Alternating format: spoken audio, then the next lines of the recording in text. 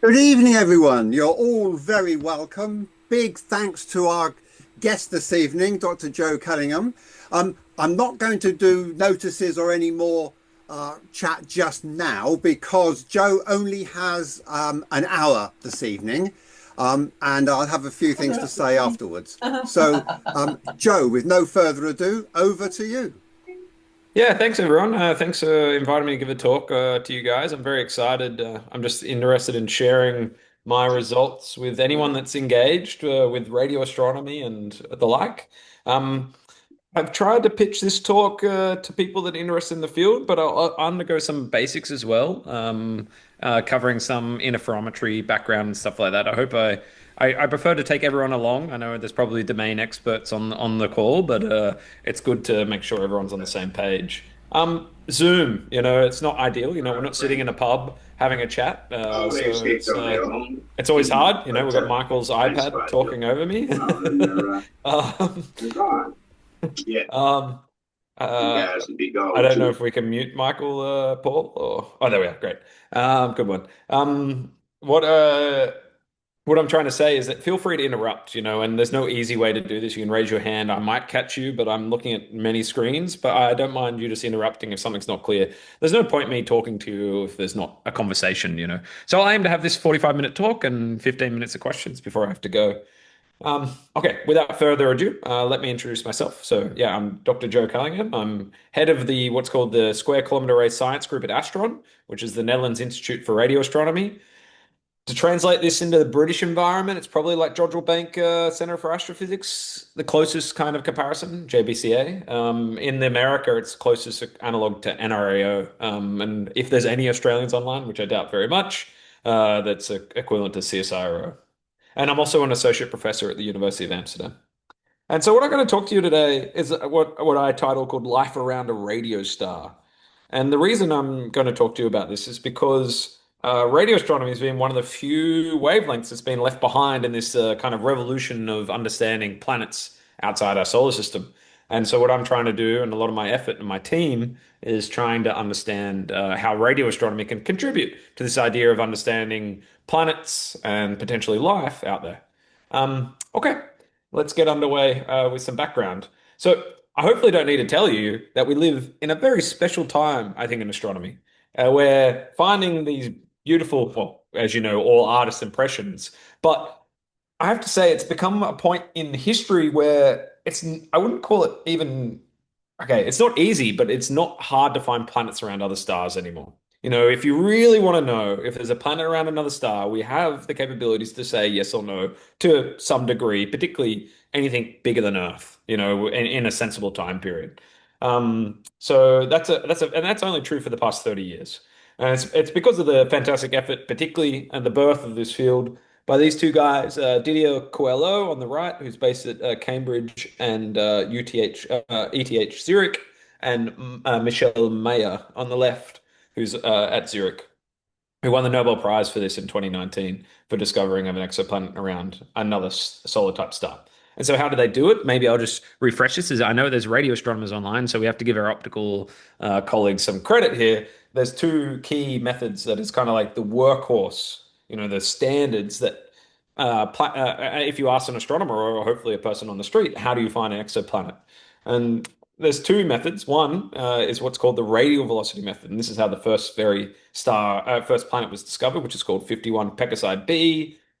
For people unfamiliar with the naming convention, because you're radio astronomers, it's not hopefully something you don't encounter too often. Obviously, 50 Pegasi being in Pegasus, the constellation, and use the small b to denote a planet around that star. And what I'm showing on the left here is a radial velocity shift. So this is saying whether a star is coming towards you or away from you. So the y-axis is velocity, radial velocity. And on the x-axis is phase, and you can see this kind of wobble. And this just means a star, and that wobble is being caused by the drag of the gravitational drag of the planet. And it's kind of a Doppler shift. I hope you haven't got your sound too loud.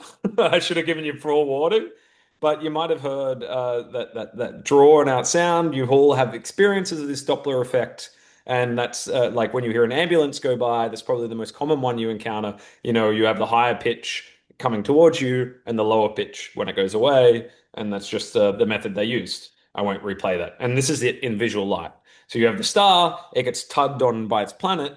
And what you do is you look at the spectrum. So you look at spectral lines and you see how those spectral lines shift. Do they come towards you or away from you, depending on when the orbit of the planet is? And this is very hard to do. That's why it took to the 90s to do it. But now it's standard. It's kind of a I shouldn't use routine observation to do. So this is one way of discovering planets via RVs. The other one's much simpler to conceptualize, particularly when I talk to, say, the general public.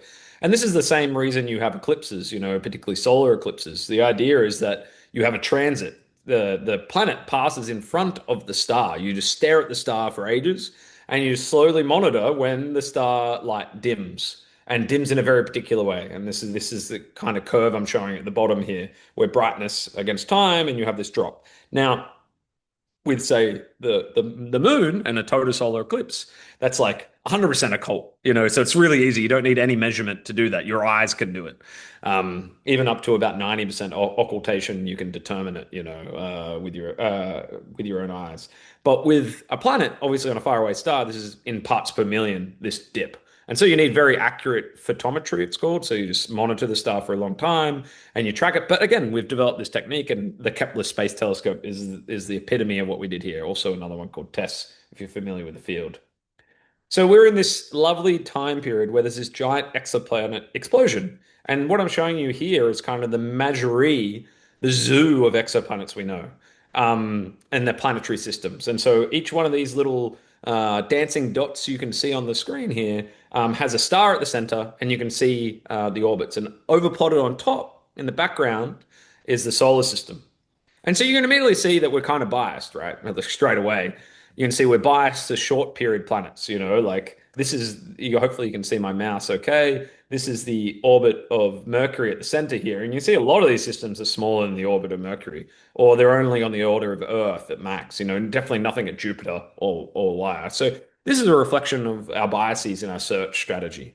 It takes a long time to find the wobble of Jupiter. If so, imagine you're an alien sitting staring at the sun and you have a spectrograph and you're monitoring it and trying to find the evidence of Jupiter. You have to wait decades, and preferably you want to do it many times. So now you're waiting close to hundreds of years to try and just confirm the detection. So we bias ourselves a little bit in our search strategy because we don't only need to wait tens of days or a year to confirm a planet around a star. Harder to do further away planets. And in particular, I have to say, most of the effort has really gone to understanding and discovering planets around stars that don't quite look like our sun. A lot of effort has gone on to discovering planets around what are called M dwarfs. So these are these red dwarfs, and a classic sci-fi British sci-fi show got the similar name. I assume they make a riff on red dwarfs. It's been a while since I watched the show, but to give you an idea about the size of a red dwarf, it's about 10% less massive than the sun, or about 10% more massive than Jupiter. There's some range in that, but that's like the order of magnitude you need to think about. And you can imagine why. Why would we care about M dwarfs? Why don't we just look at stars just like our sun, G dwarfs?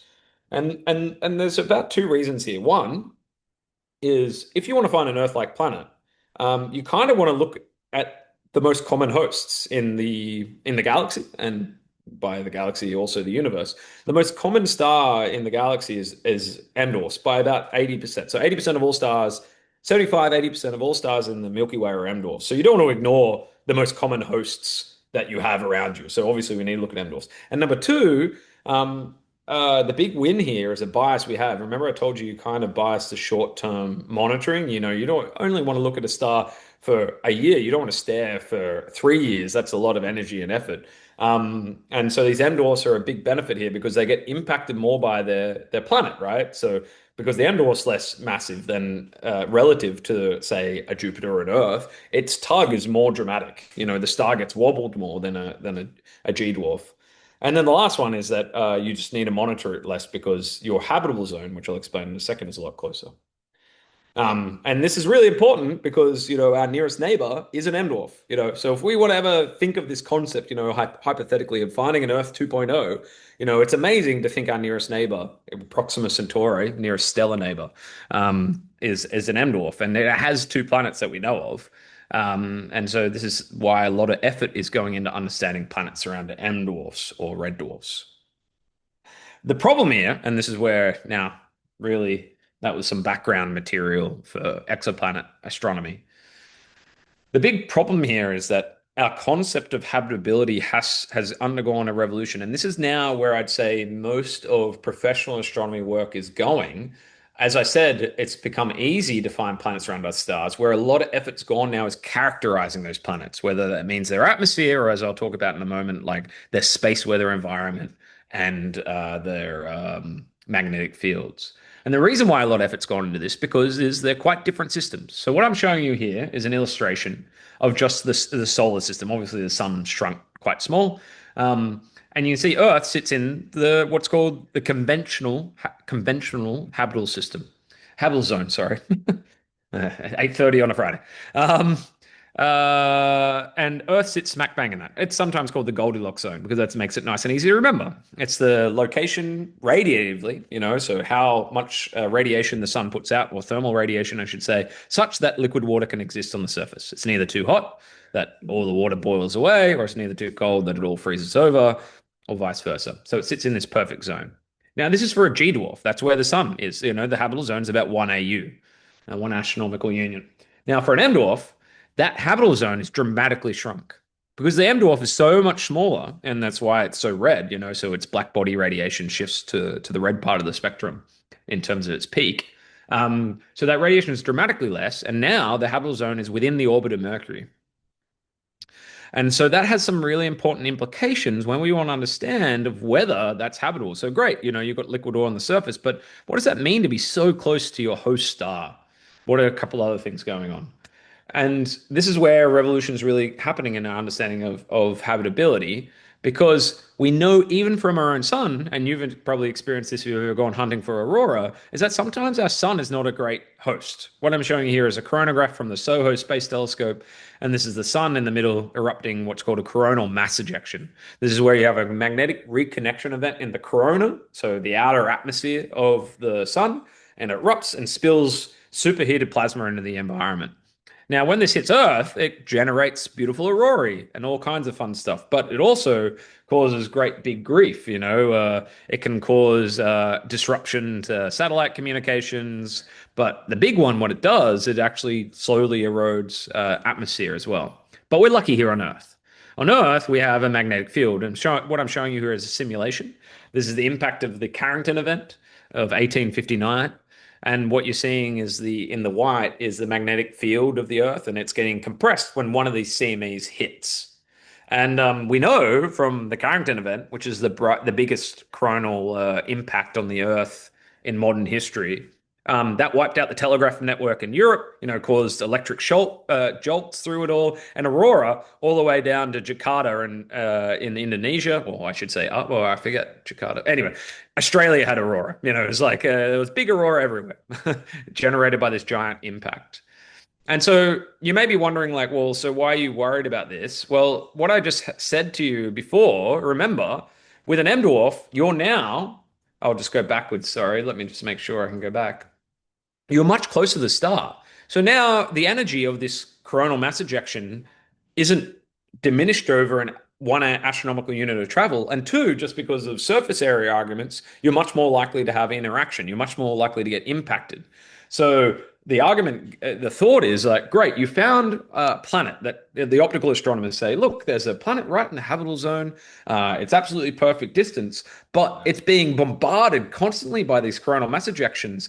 Its atmosphere has just been completely eroded, it possesses a magnetic field like the Earth, one Gauss, where it can protect itself. These are total unknowns. We have no idea. One, until recently, and I'll discuss later, we've never detected a coronal mass ejection convincingly outside of our solar system. And two, we've never detected a magnetic field of a planet outside the solar system. And these are really unconstrained, and they're quite difficult to really pin down. So So obviously I'm pitching this talk to radio astronomers, and I'm self a radio astronomer. So the answer obviously lies in the radio to solve these two, what I call key pieces to this broad habitability puzzle. And so, radio astronomy, I don't know why I have this slide. It's an old slide, maybe. If you want to think about the electromagnetic spectrum and sea creatures, we're in places where wavelengths are physical. You're not in the DNA of the X-ray or gamma rays. You're up here with great white sharks and human-sized wavelengths. So when, people often think of telescopes, they often think of these, refractors and space telescopes and big mirrors. This is the telescope I use. This is a telescope called LOFAR. It's headquartered in the Netherlands, hence why I live here in a place called Exlu, which is about as remote as you can get in the Netherlands, which is not very remote, but it's remote enough. And it may not be like what you expect a telescope to look like. It's mostly what's called a phase array feed. It's a whole bunch of dipoles. So you see these kind of black tarpaulins on the ground. If I could pull those apart, you would just see a bunch of fancy metal coat hangers. And they're just collecting a whole bunch of receivers. And the other one is the LBA, these poles you can stick it. They're just different components of the same telescope. And so this is what I use. And then maybe you're thinking, why not other types of radio telescopes? And I'll come to touch on that later. It's because those signatures of those coronal mass ejections and the magnetic fields really only exist at the lowest frequencies. And this is what LOFAR, hence the name, is specialized at. But as I said, headquartered in the Netherlands, but it's got stations spread out all of Europe, including one in the United Kingdom. And it just escaped my head exactly where. I think it's near Hertfordshire, but maybe someone can jog my memory exactly where it is in a bit. It starts with a C. Oh, it's a very British name. Anyway, I won't remember it. So let's go on a tangent. All right. So what have I done? I've talked to you guys now for 15 minutes or so, and I've discussed kind of setting up the problem of finding exoplanets. Our optical colleagues do this via two methods. And now what we're trying to do is find it in the radio because it helps with understanding the space weather environment, how often these coronal mass ejections happen from other stars, and it's also a probe of the magnetic field, which I'll touch on in a second. But the reason as I want to do is talk about a tangent because, you look at this telescope and it doesn't really look like a telescope in the sense that like this is kind of knee deep in a swamp. It's not very impressive to see in person. This video is much more impressive than it is in person. It's not like a big antenna like Jodrell or something like that. What are we doing here? And why are they spread out? Why is it all this grass between them? And we're exploiting a concept called interferometry to do this. And the reason why we're doing this is because size matters is the hint here. What you really want to do is get good resolution. Like, what is a telescope? A telescope is essentially a light bucket. It has really two really important fundamentals. One is sensitivity, so how distant can you see the same object? And the other one is resolution. What's your ability to discern between the two? And that is all largely in a single dish or a single mirror, dictated by the size of your mirror or dish. And so that's what you want to do. And so this is the equation here. Your resolution is determined by the diameter of your telescope divided by the observing wavelength. This is an approximation of what's called the Rayleigh criterion, which is arbitrary, but it's just a proxy everyone uses and allows comparison between telescopes. So lambda on D is what you want to do. And SCFD, which is a sensitivity measurement in radio astronomy, so the system equivalent flux density, is reliant on this AE term, which is essentially the area of your dish. So you see how the diameter is important in both these things. And to show why it's so important, let's just look at this mirror, this funny cartoon on the left here, where you've got a radio telescope and you've got a little optical telescope underneath. This little radio telescope 70-meter diameter, because it's operating at 3 centimeters, has a resolution of 1.5 arc minutes, while that tiny little telescope that only has a 5-millimeter aperture has a 3 arc second resolution at the red side of the optical wavelength. So at radio telescopes, we need to build big, or we need to get smart, because we just don't have the advantage of discerning things as the optical astronomers do, because we're being hit by that lambda pretty hard. Instead of you've got 4 to 6 orders of magnitude hurting you in terms of resolution. So the obvious thing is just build big. And we've done that, and we're doing that. Arecibo, I'm showing you here. Maybe I should replace this with fast. Arecibo was a big, you might, if you remember Goldeneye, the Bond film. It's in the climax of Goldeneye where this thing goes crashing down on one of the enemies. Half remembering. But to give you a demonstration, this is a 305-meter aperture, 305-meter diameter. At 10 gigahertz, that's only 25 second resolution. That the human eye, when you look up and look at the stars yourself with your own naked eye, it's got a 20 arc second resolution. So big can't cut it sometimes. And the other problem is if you build big, sometimes you don't build well. This is it's a very sad collapse in the 80s of the 300-foot telescope at Green Bank. So there's smarter ways of doing it, and that's what we do. And that's interferometry. What you do is you build a whole bunch of small dishes and you separate them out across the space and you correlate the signal. So each dish is pointing at the same location, and you use the delay between your receivers to correlate. And what that means, and I'm not going to go into depth here, but feel free to ask me at the end of the talk, is essentially you're sampling a Fourier transform of the sky. So there's tricks involved, but it allows you to exploit this concept now where your resolution is influenced by the distance between your antennas. So now you can really get high resolution. And you might be thinking, well, what about sensitivity? Then there, it's just dictated by how many antennas you got on the ground. Each one of those things is collecting as well. So it can approximate one of these big dishes, if you have many, many small dishes. And they're a lot cheaper to build. They're a lot easier to, you can argue about it if they're easy to maintain, but that's kind of the fundamentals of interferometry. And that's what LOFAR is doing. LOFAR is exploiting this kind of concept. So each one of these squares you can imagine is like a dish that I just showed you, which was the very large array.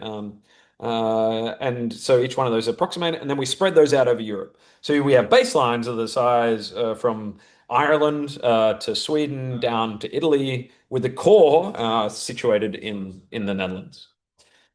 And so that's just my little tangent. We're coming to a meeting point. And so I just wanted to explain that concept to you. I'm sure most of you probably are familiar with it, but interferometry is one of these kind of black arts in astronomy. You think, how can I win for doing less? And sometimes you do. But with doing less, I mean physically less. Intellectually, it comes with cost. And that essentially, I train PhD students for the rest of my life. I'm sure I'm going to be teaching interferometry. And I still feel like each time I teach it, I learn something new or a new trick or a little side thought about it. It's a very powerful concept and obviously has a long tradition outside of radio astronomy with the Michelson-Morley experiment and a whole bunch of other stuff. Anyway, happy to talk about that later. So let's return to our full story. So I thought I'd start with a little bit of fun thing. This is more fun when we're all in person. I can ask this question a little bit more live. But I like to ask the question when I give public talks, like, what is the brightest object in the sky at X-ray wavelengths or gamma ray wavelengths? And a lot of people kind of stall, they think, and irony here is often too much knowledge is a curse. A lot of people say like, oh, an X-ray binary like SS433 or ARSCO or like their favorite X-ray object or some gamma ray burst or something like that. And the answer is the sun. It's right next door. Even though obviously it has a peak in the optical wavelength in terms of black body, it's a very good X-ray and gamma ray emitter. And the same thing goes as you go. You can ask this question, what about the visible, or the ultraviolets, the sun, it's not some weird supernova remnant or anything like that. The sun's very close. And the same thing goes when you talk about infrared as well. But we do get to a very fun part. If I ask this question, and obviously this is the way you teach sometimes, like, okay, the sun's brighter. Obviously, if I ask this question, I'm trying to throw you a spanner in the sense like, what is the brightest object in the sky at 40 megahertz? So a very long wavelength radio astronomy. And the answer, the only part of the electromagnetic spectrum this is true, it's no longer the sun. Jupiter usurps the dazzling crown and becomes the brightest object in the sky. Obviously, there's an optical picture of Jupiter, not a radio picture. But why is this? Has got to do with the presence of Io. So this is a kind of a pictorial representation here I'm showing of the Jupiter-Io interaction. So what happens is Jupiter has quite a strong magnetic field, about 10 Gauss. Maybe I should have thought about, I don't know how to even relate that in a real physical sense. So you'll just have to take my word for it. 10 Gauss. Um, and you have Io at the center. And what happens is Jupiter's rotating quite fast, about once every 12 hours, and that magnetic field sweeps over Io. And it kind of, Io is kind of like plucking a guitar string, you can imagine. What it does is it perturbs the magnetic field and sets up essentially, like via a process called Lenz's law, sets up a circuit.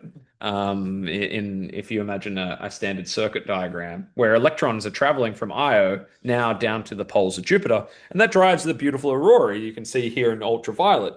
Now, this is you can see here the Jupiter Io interaction essentially is this hot spot here with a tail, as it traces its path over Jupiter. Now, if I could turn your eyes into radio receivers, this would, yeah, make it incredibly bright. So this is kind of how I communicate this to the general public. If I do this in a more professional context, how do we think about comparisons of bright things in real terms? In scientific terms, what you use, obviously, in radio astronomy for brightness is what's called flux density, which is measured in Janskis, which is uh, uh, watts per square per square meter per hertz. So a spectral measure as well against frequency um, on the x-axis. And what I'm showing you here is some of the brightest radio objects in the sky. You got Cygnus A, which is a radio galaxy. You got the Crab Nebula, which is a pulsar with the pulsar wind nebulae. And you got Cassiopeia A, which is a supernova remnant.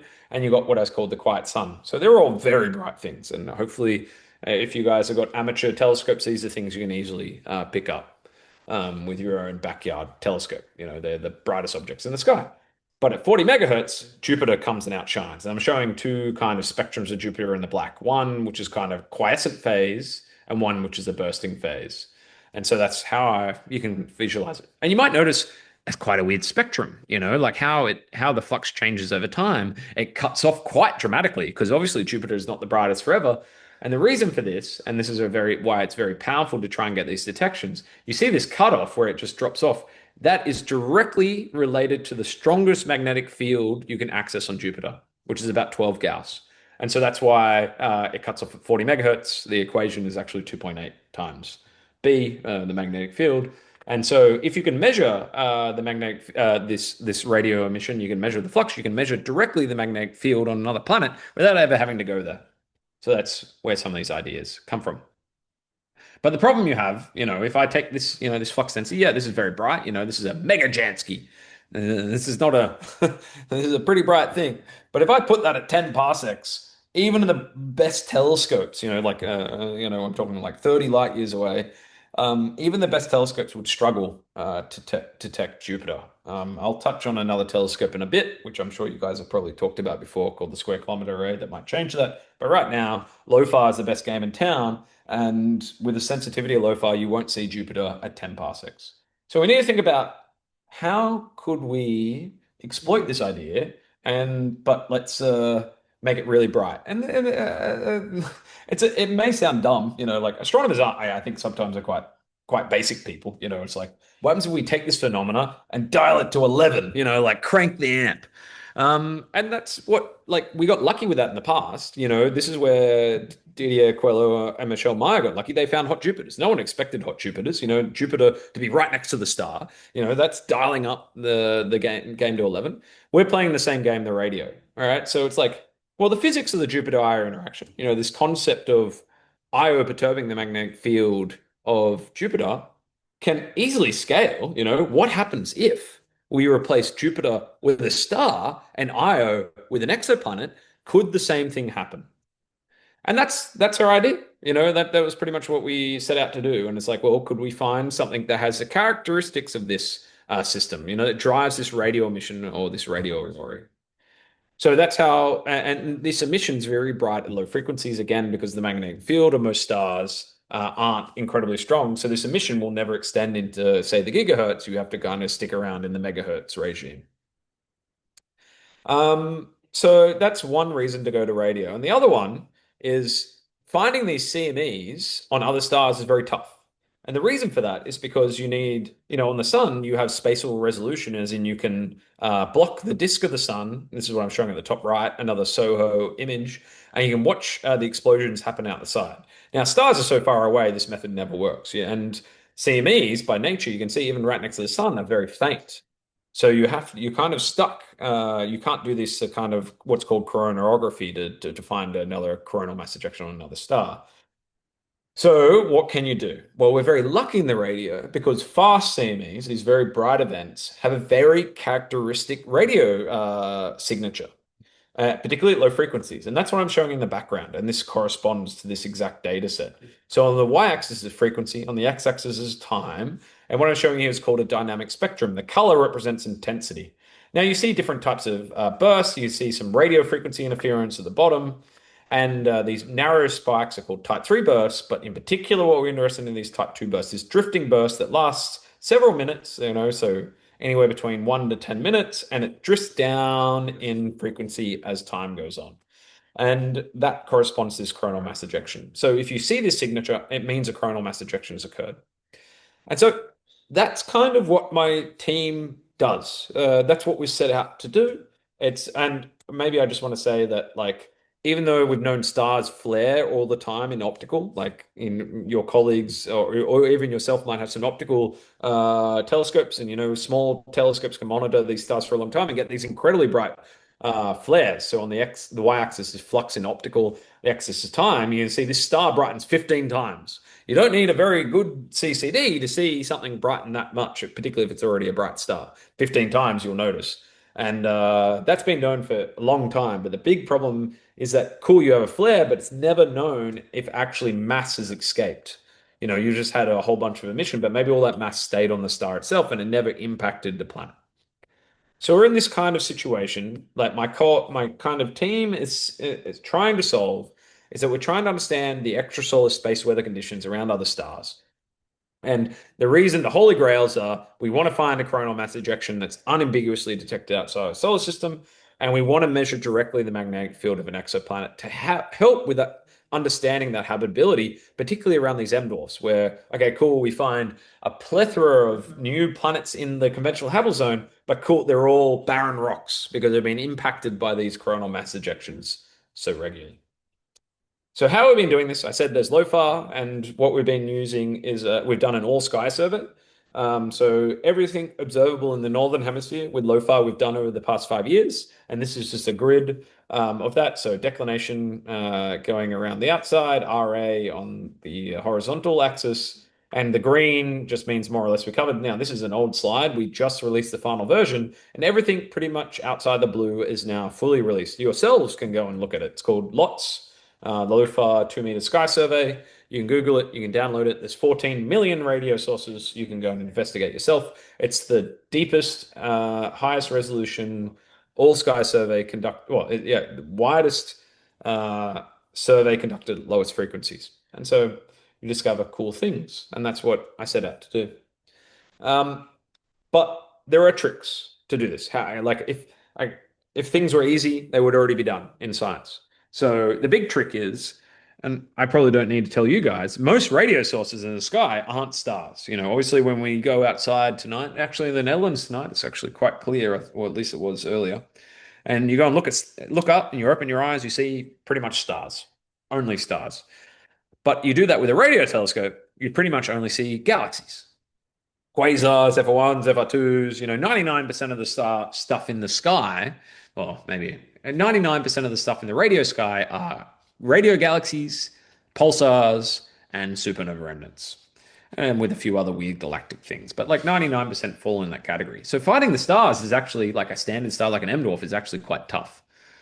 And the big problem is there's a lot of stars. Pretty much anywhere you point, you're going to have a problem. It's kind of like imagine having a dartboard and you throw randomly a million darts. Some are going to land on a bullseye by chance.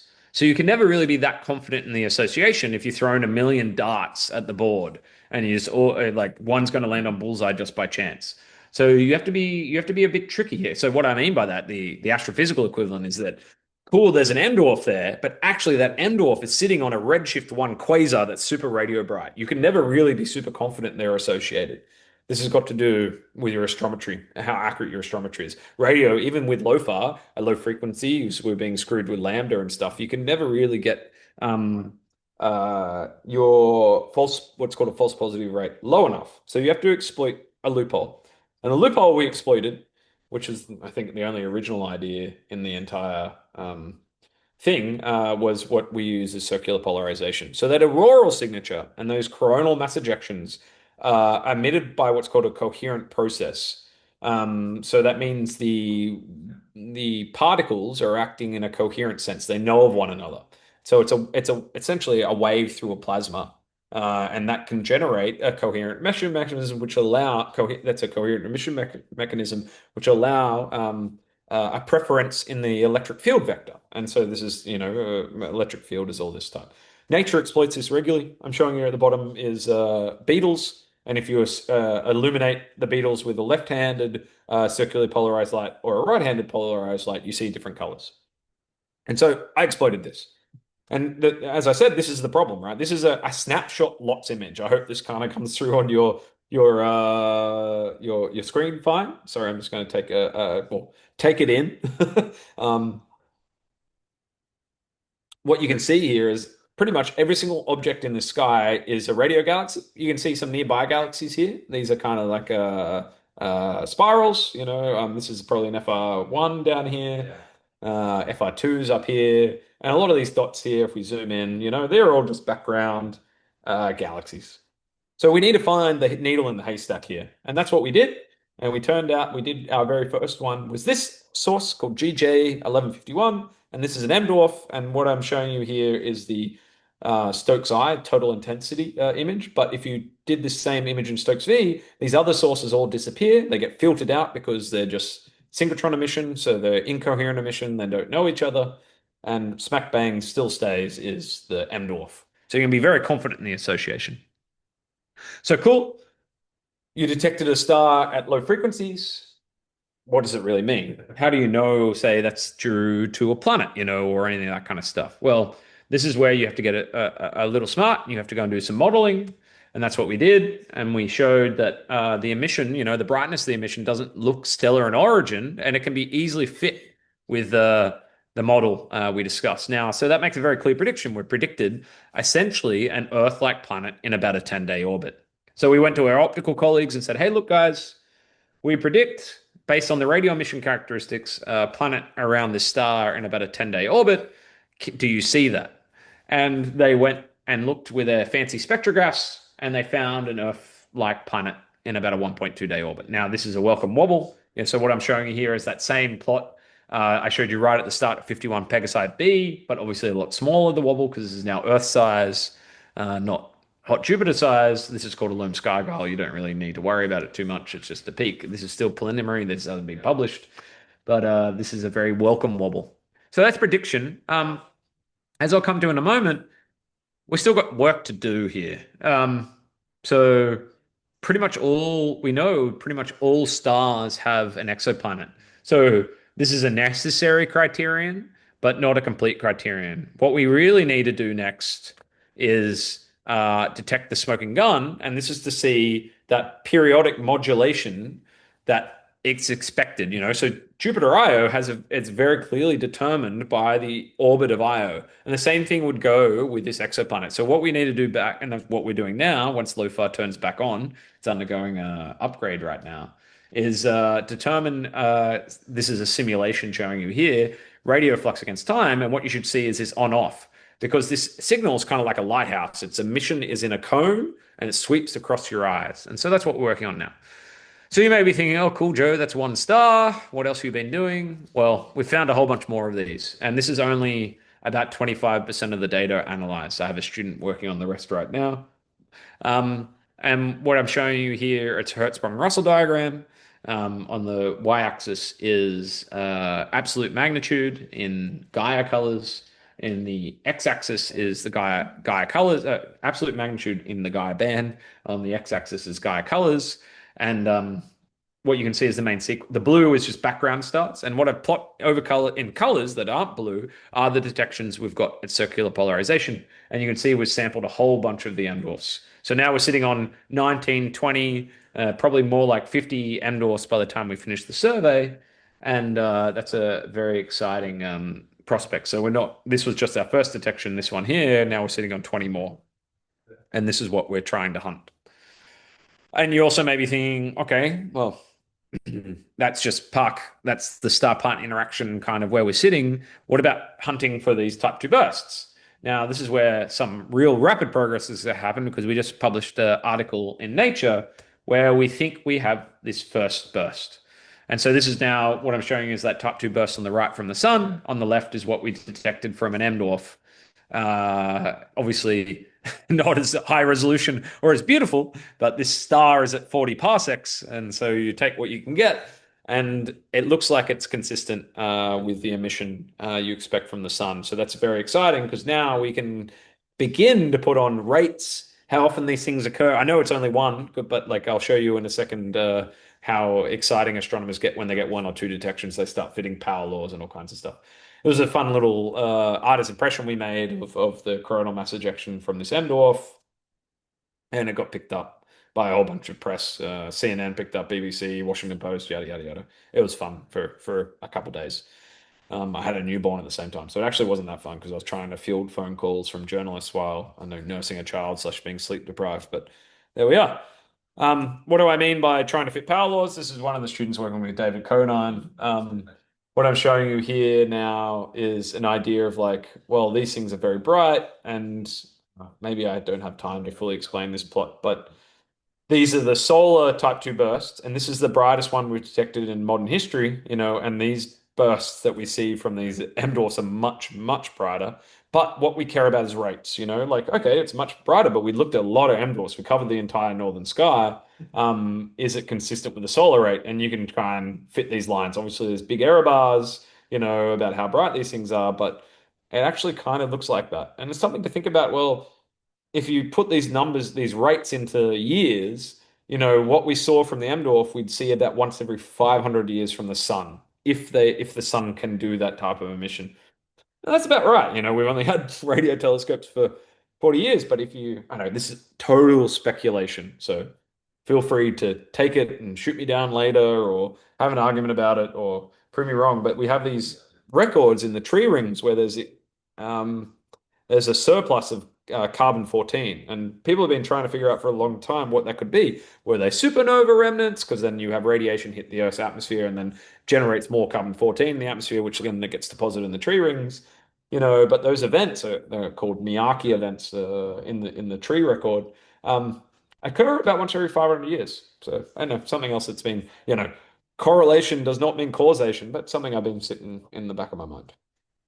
So I realize I'm nearing 45 minutes and I want to allow a little bit of time for questions because I'm just talking at a screen. But if you've fallen asleep and you're bored, what are the takeaways? Well, we've entered an era where finding planets around other stars has become standard, and a lot of effort now is going to understanding the characterizing it. And what can radio astronomy do that's unique is going to really help us understand the space weather condition of exoplanets. And that's what my team is really working towards. And we do that, one, with the holy grail of detection of these star-planet interactions via radio periodicity. And that allows us to back out the orbits and the magnetic field of the planet. And the same thing as a direct detection of this directly from the planet itself, which I didn't touch on a lot in this talk, but it's the same thing as just directly detecting Jupiter or, say, Earth's aurora. If you ever go hunting for the aurora in northern Scotland or Norway or Canada or if you're ever lucky enough to Antarctica, you want an active sun. It's a similar concept here. And the last one is chasing after these CMEs, which we're making more headway with.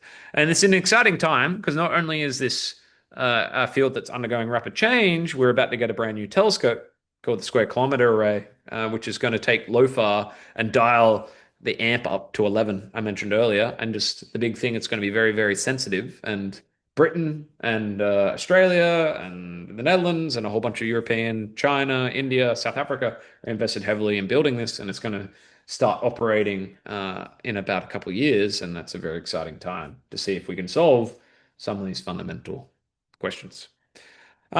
without further ado, I think I'll just stop sharing here and I'm happy to take any questions. Yeah, I have a question. I wanted to thank you for a very informative presentation. What kind of detections do you think you're missing by having to look from inside the Earth's ionosphere and having essentially the reception being cut off, say anything below 10 megahertz, you're just not going to see. So what kind of detection do you think you're missing by this sort of location problem? Yeah, thanks, Adrian. So we are definitely missing stuff. It's like the holy grail, of I dream big, and the ionosphere, as you know, cuts off essentially anything below 10 megahertz. And that's kind of like the last unknown in the electromagnetic spectrum. Astronomers, we've accessed it, pretty much everything else above that frequency. And so remember I talked about this coherent emission mechanism from the planets, the aurora itself, that scales directly with the magnetic field. And so, as you know, the Earth's aurora, because the Earth has about a Gauss field, we'll never see that from the ground because the ionosphere would just block that signal. If there was another Earth outside emitting radio waves directly, our Earth's atmosphere would block that. The ionosphere would bounce it back out to space. So we need to be in space if we want to do that type of measurement. Jupiter obviously is accessible from the ground because the stronger magnetic field means that it can emit up to 40 megahertz, and you can do that from the ground. But yeah, these Earth-like planets, you're going to have to go to space. That's decades away. I have regular discussions, particularly with some the breakthrough crowd, discussing some of this, and then the far side of the moon's becoming a hot place, and maybe this is one place we can, I know, jump on the geopolitical bandwagon and hope we get there with a telescope. I don't know. I hope I answered your question, Adrian.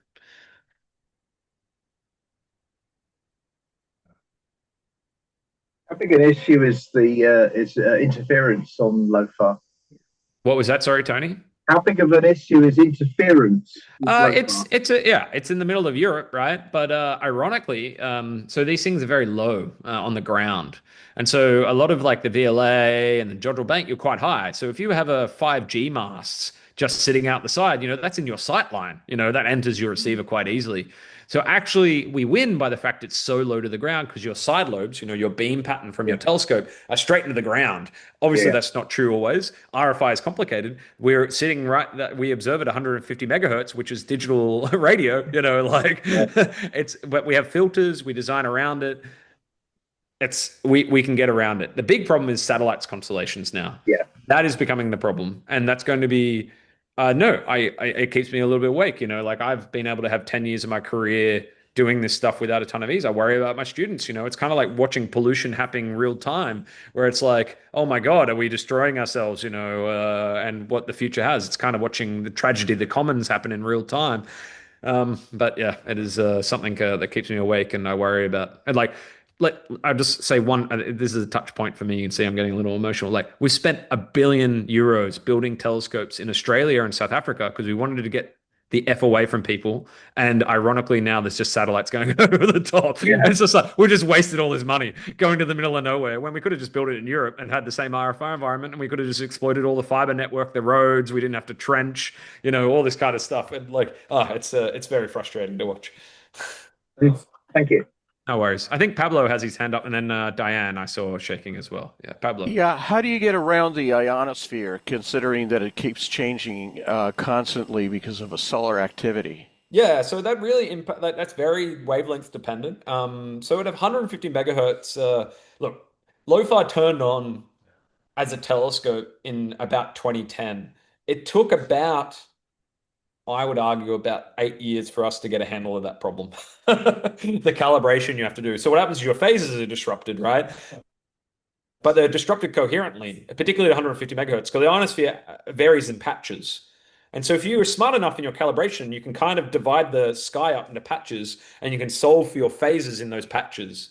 And so that's what we've developed, what's called direction-dependent calibration, and that has saved us. But that becomes harder and harder and harder the lower and lower frequency you go. But I work with a student where we're making images at about 10 to 20 megahertz, and it's possible, if you get lucky. At 10 to 50 megahertz, you really need a quiet sun. At 150 megahertz, outside of like a CME impacting, you can kind of get away with it most 80, 90% of the time, whatever the sun's doing. But outside of that, Pablo, the lower frequencies, you want to operate solar minimum and you want to operate at night, because the ionosphere is a lot more stable. But calibration saves you a lot. This is the win with interferometry. You have phase and you can kind of guess what it should be and all that kind of stuff. I hope that answered your question? Yeah, I did. Thank you. Diane, I saw you waving at the screen. I've lost Diane. Yeah, there. Yeah. Oh, we can't hear you, Diane. I'm sorry. You've unmuted correctly, but I think your microphone's not working. I'll leave you some time to fix that. Edward. Oh, did I say your name right? Sorry. Edward. Yeah, Edward. Yeah, hello from a fellow radio star lover from the Netherlands. But I mostly observe over at the very high frequencies, circumstellar mazes, that kind of stuff. Okay. I was just wondering, like you, so if you just scale up this interaction between a planet and its host star, is it also possible to have like radio emissions from, for example, from a brown dwarf orbiting a star, or even like a double star system? Yeah, definitely. The answer is correct on both accounts. So to boost the flux, one thing you can do is not only replace the star with a planet, you replace the planet with a bigger planet. Your obstacle size actually dictates how much radio emission you get. And so that's why Jupiter is so bright relative to, say, Earth as well, So yeah, brown dwarfs right next to a star, hot Jupiters are the ideal candidates. But it comes with a grain of salt. You're so close to your state. So hot Jupiter is great. You've got the biggest thing right next to your star. That's exactly what you want for this emission. But the problem actually that we've never detected a hot Jupiter, even though people have looked for a long time. This kind of killed the field for a while until the past 10 years. They looked and didn't see anything. The idea now is what happens is the ionosphere of the planet itself ablates. Because you're so close to the star, you're starting to get your atmosphere is getting bombarded. Your ionosphere gets so large it suffocates the radio emission. Your ionosphere is so extended it just kills the radio waves getting out. They all get trapped within the planet itself. That's the idea we have now. So the idea is yes, but you have to be careful. Yeah, there's no free lunch essentially. You can try now, Diane. Thank you. Can you hear me now? Yes, I can hear you now. Actually, that was my question, along with a supplementary question. Yeah. If the planet you were hoping to detect wasn't a planet and was in fact actually a moon, such as Io, for example? Yeah, we don't know essentially. You just have an idea. So you can tell. No, so that's a lie. You need the optical astronomers to help you.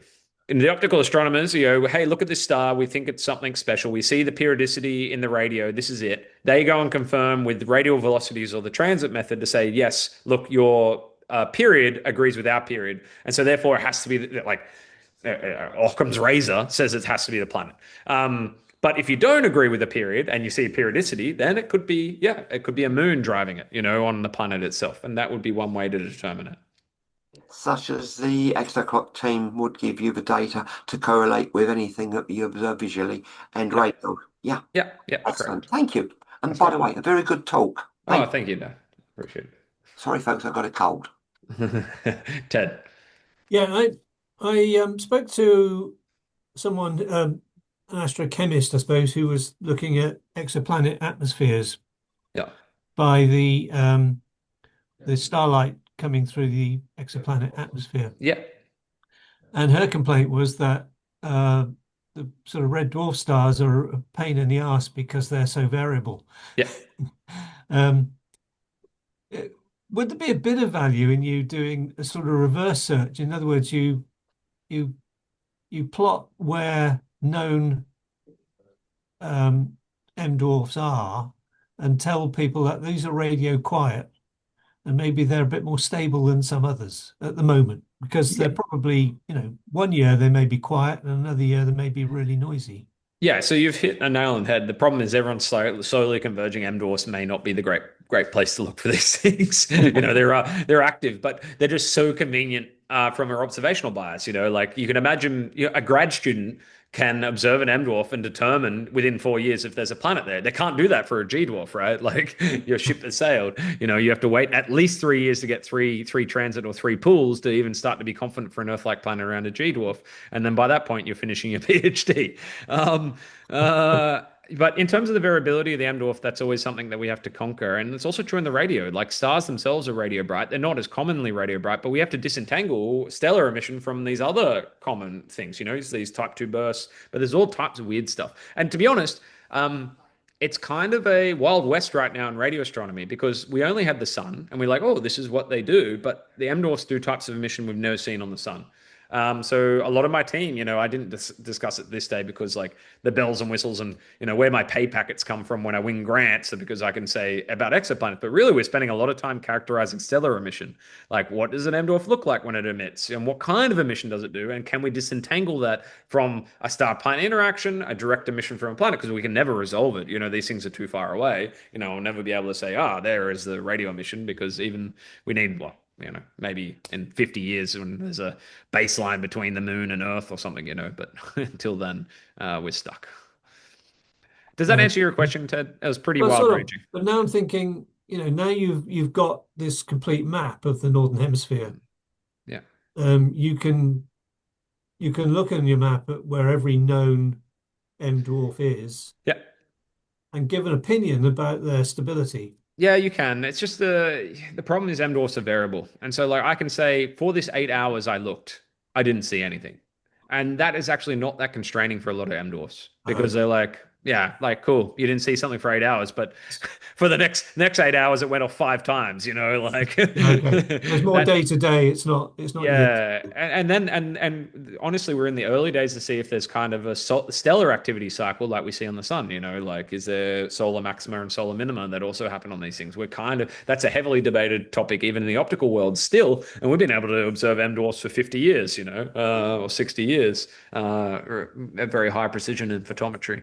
So the answer is complicated, and that's why there's so many people working in this field. And as I said, it's a broad puzzle, like the stellar atmospheric people. I mean, the exoplanet atmospheric people are playing a very important role. But if you go look at all the James Webb results, so they're looking at light passing through the atmosphere and saying, is there any signature of an atmosphere? A lot of them are coming back, the terrestrial planets, as barren rocks around these M dwarfs.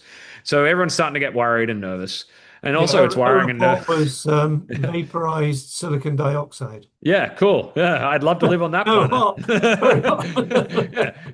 planet. Melting sand from the sky, what fun that must be. Sand, absolutely. Not even normal chemistry that we can think of. Yeah, and they have really weird stuff. Like the hot Jupiter's got like vanadium oxide in their atmosphere and stuff like that. Vanadium oxide, and a lot of these transitions weren't even studied in the lab here because you have to get so high temperatures, and even the chemists weren't even that interested in the line transitions of vanadium oxide, but they're finding them on hot Jupiters. Thanks very much.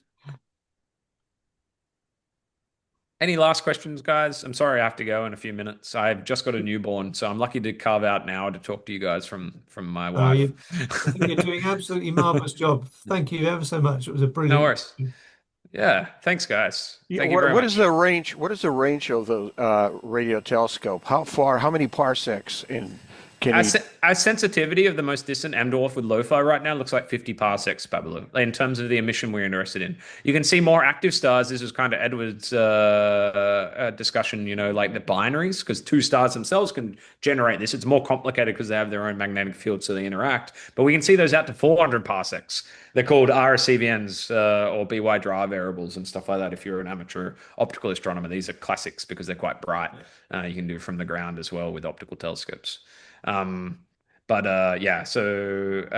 parsecs seems our sensitivity horizon. I hope with SKA it's 100 parsecs. Back of the envelope says it's possible. Whether that turns out to be is the next 10 years of my life, I guess. All right, guys. Thank you, Paul, for the invitation. You're very welcome. Yeah, thank you very much. If there's any additional questions, feel free to email Paul or myself. You can find me online, but feel free. I'm sure Paul's happy to pass them along as well. Oh, yes. And I'll answer them there, but I'll have to get going. All right, guys. Thank you for your time and have Take a care, lovely Joe. meeting. Good luck with guys. the newborn. Thanks, guys. Bye. Bye-bye. Yeah, that was good. Just a couple of things. As Andrew mentioned last month, things are coming together for our day meeting on October the 3rd at the Sherwood Observatory.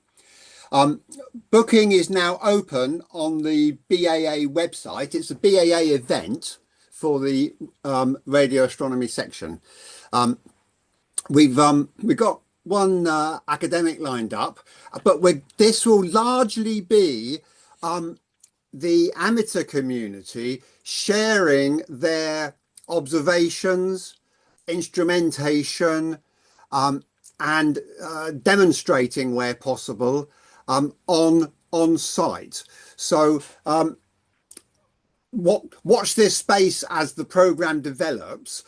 If anybody is planning on coming to that meeting that's on this call tonight and wants to bring some kit or some observations and would like to share that with the wider community, drop me a line and we can build you into the program.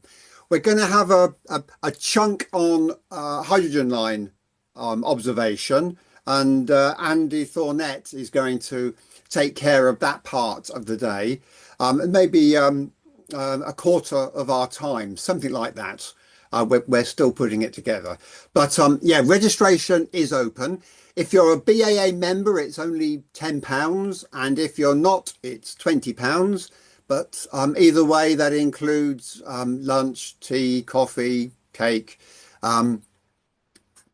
But watch the keep an eye on the forums, and the story will unfold in that arena. Next month we've got 2 students. Both of them were at our EU CARA meeting in at Harwell last October. They're from Croatia. One is actually studying in Berlin, and the and the other in Zagreb at university, and they're going to be talking about natural solar radiation. So it follows on to some extent from tonight. I think they've built or have got going a solar spectrometer, maybe along the lines of eCallista, if you remember that project. Anyway, they are sharing their results with us next month. That's on March the 6th. That's all from me. As we've got a few minutes, is there anything anyone would like to throw into the melting pot before I close the meeting? Which page, Paul, was the 1-day meeting in May? I can't. It's October. Oh, maybe it's a man look. Yes, it's October the 3rd. It was a man look. My apologies. Yeah. Diane, sorry. I'm afraid we lost Wilfred the cat after a while. He obviously didn't quite resonate with the talk, so I'm sorry. Yes. Okay, ladies and gentlemen, from the amateur radio astronomy community in the UK, good night and see you next month. Bye bye now. Thank you, Paul. Bye bye.